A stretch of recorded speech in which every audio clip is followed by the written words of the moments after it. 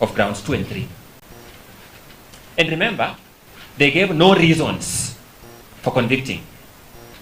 And that's how obscene this trial in plenary is, as my learned colleague, Mr. Chell Dudley, will take you through in a short while. Then finally,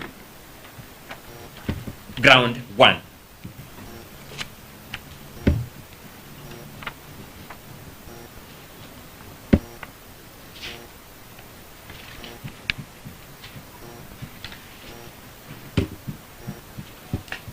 Ground 1 accused the Deputy President of gross violation of Articles 10(2)(a), B, and C, 73(1)(a) and 2B, 75(1) and C, so 75(1)(c) and 129(2) of the Constitution, and Articles 47(1) as read together with Articles 131(2)(c) and D of the Constitution. In summary, my lords, these were the grounds that accused the Deputy President of talking about shares in government and shareholding in government. Let me just paraphrase it like that. That's in summary what this is about.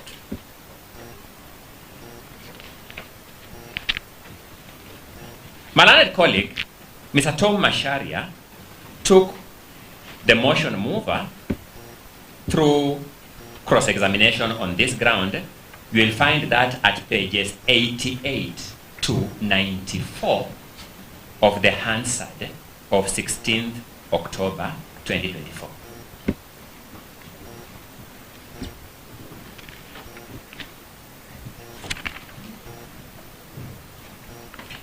So a number of things emerged. I just summarize them. Number 1, the motion mover confirmed that the government of the day in Kenya is formed by a coalition of parties named the Kenya Kwanza Coalition.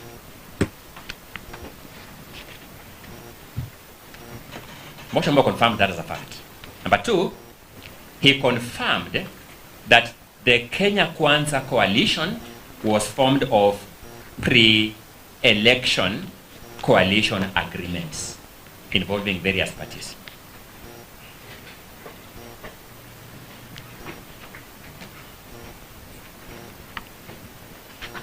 Number 3, among the parties were UDA, ANC, Ford Kenya, and PAA or PA, as is sometimes called. And my lord, this must come out very succinctly from me. It bears that PA is the party whose party leader was the Speaker of the Senate presiding over these proceedings.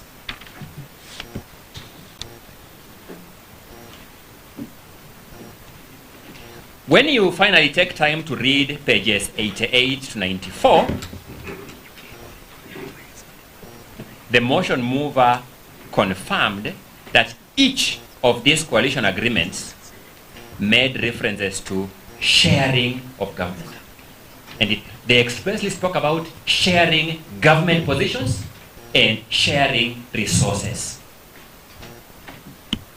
You'll see the coalition agreement between Ford Kenya and ANC talking about certain roads in Western Kenya, nowhere else. You will see the coalition agreement with the PA talking about development of marine resources in coastal Kenya. You will see positions, the leader of Ford Kenya being promised the position of the Speaker of the National Assembly and certain cabinet portfolios and principal secretary portfolios. The leader of the party called PA being promised a position of the Speaker of the Senate.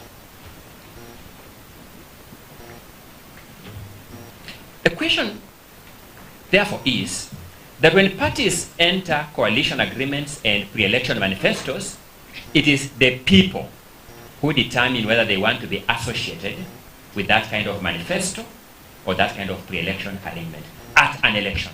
For some reason, the people of Kenya chose this agreement with shareholding arrangements in 2022. If the people of Kenya are unhappy, they have another opportunity in 2027 to deal with it.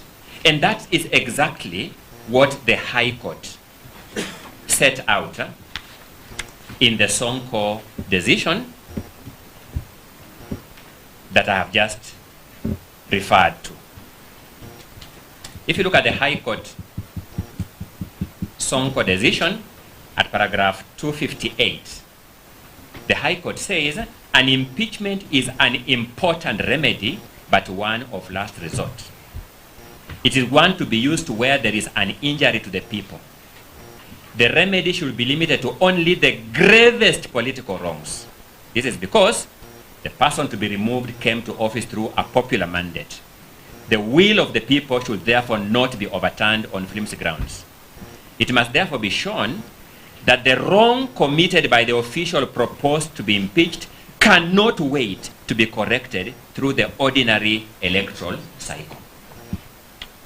If the people of Kenya had gone to the 2022 elections on the strength of these pre-election arrangements that talked about shareholding, it follows that they had a chance to revisit that question at the next election cycle. That's what the High Court is telling us.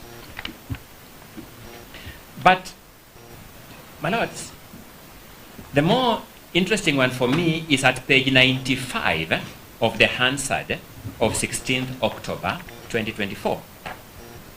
You'll find the following very interesting conversation between Counsel Tom Macharia and the motion mover, Ecomas Mwenge Mutuse. I'll briefly take through the conversation, my lord, but you will take note of the pages and revisit it when you retire to do duty of writing judgment. Tom Macharia begins by playing a video to the motion mover and puts the question, who is speaking in that video? The motion mover, Mwenge Mutuse, responds, the President of the Republic of Kenya, Honorable William Ruto. Tom Macharia then poses the question, which words did he use? What did he say to the people of Murang'a? Mwenge Mutuse says he has appointed many of the locals into his government. Tom Macharia prods further, did he say, nyinyi watu wa Murang'a ni shareholders wakubwa wa hii serikali? Mwenge Mutuse says, yes, he did.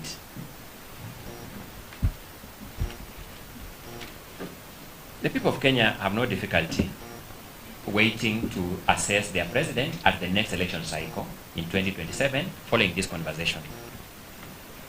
The question we want you to deal with is this. Why is the president's reference to the people of Murang'a as shareholders in his government acceptable political rhetoric? And a similar reference to the people of Nandi and Kericho, because those are the areas mentioned in the motion, by his deputy, an impeachable offense.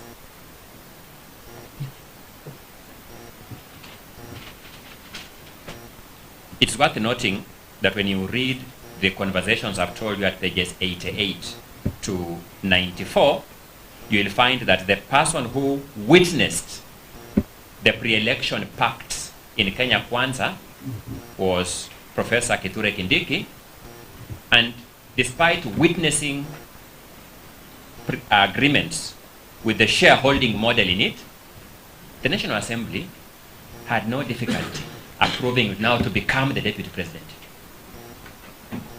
It is that uneven-handedness that we want this court to ask itself this question. Did the National Assembly find a wrong, then sought to establish who is the wrongdoer to be punished, then found the deputy president?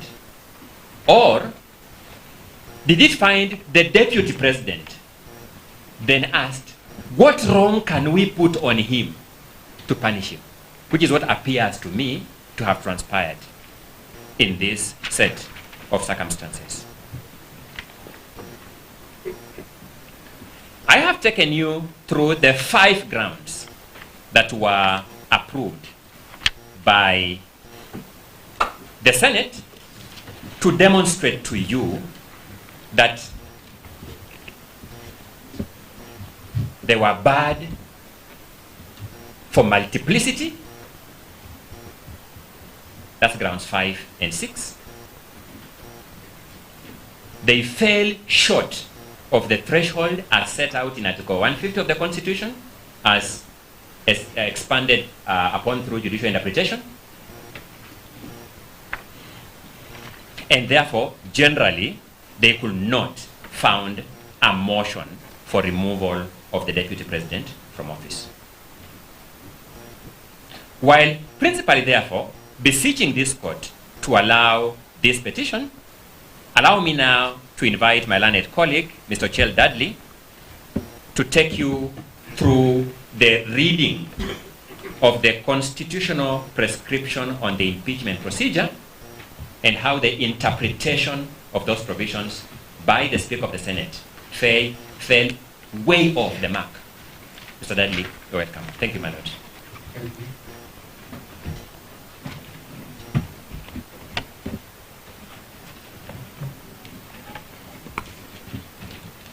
Thank you, my lord, for